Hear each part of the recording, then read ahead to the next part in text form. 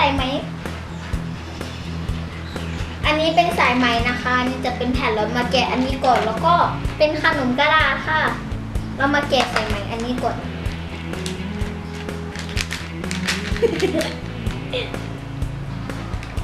แกะกันเลยแป้งดูอ่ะมันเหมือนแป้งดูกลิ่นเหมือนแป้งดูเลยนี่มา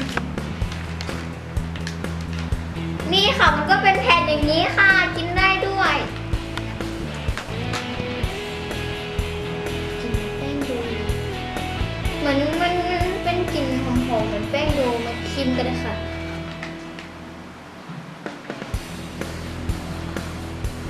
อ้าวทำไมเก่งยิงเหรอตัดเลย เอาเลยค่ะ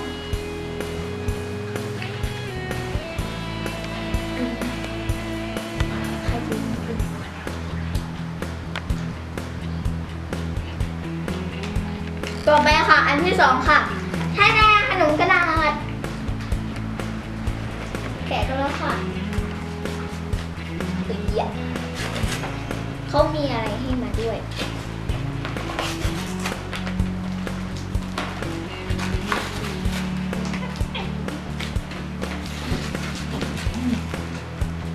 โอ้เขามีดินสอให้ด้วยเป็นเหมือนสีผสมอาหารกินไม่ได้นะคะนี่ค่ะ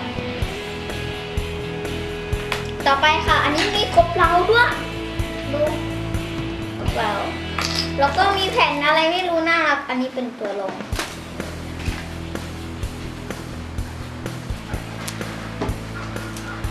เขียนได้เขาบอกว่าเขียนกันได้ด้วยค่ะแกะกันเป็นแผ่นเยอะมากเดี๋ยวมีกี่แผ่นนับก่อน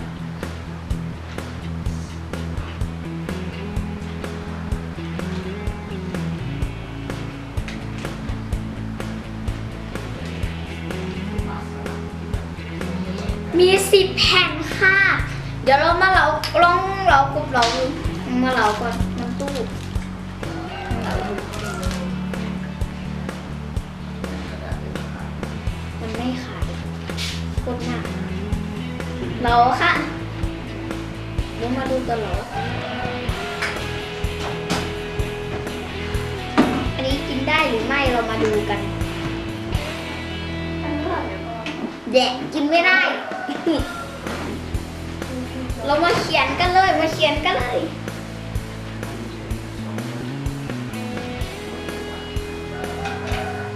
กินหอมเนอะเหมือนสีเทียน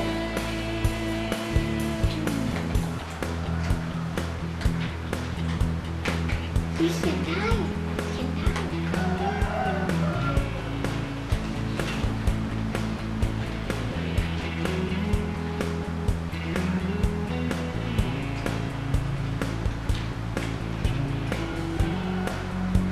นี่ค่ะได้แล้วค่ะแผ่นที่1อาจจะไม่สวยมากนะคะ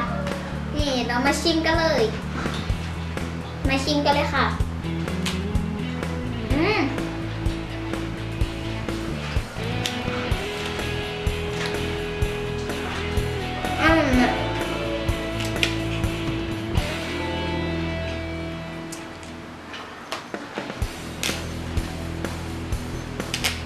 กินได้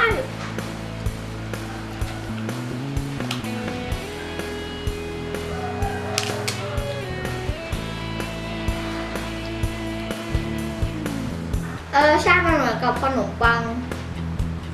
หวานออกหวานจืดพอดีอะค่ะ